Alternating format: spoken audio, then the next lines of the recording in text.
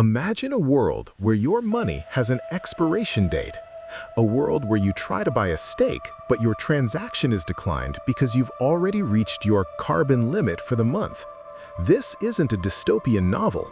In 2026, it is the blueprint for the next evolution of global finance, Central Bank Digital Currencies, or CBDCs. Welcome back to Econ Depth Insiders.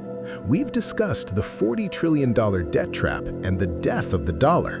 But today, we look at the cage being built around the remaining ruins. We are moving from a system of private money to a system of programmable control. To understand the threat, you have to realize that a CBDC is not just a digital version of the dollar in your banking app. Currently, when you deposit money at a bank, that bank is an intermediary.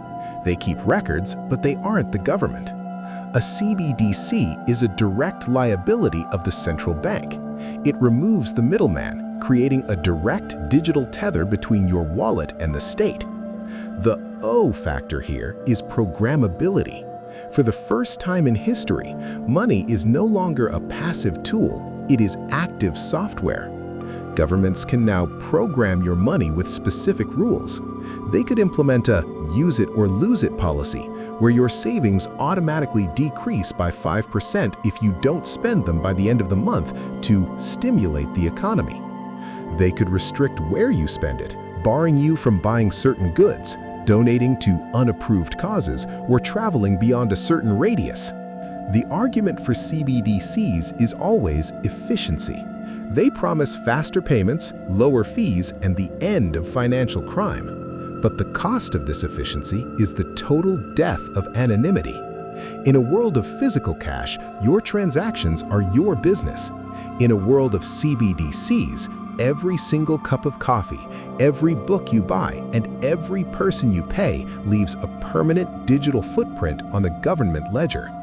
This isn't just about surveillance, it's about financial disintermediation. If everyone moves their money to a safe central bank account, traditional commercial banks will collapse because they have no deposits to lend out.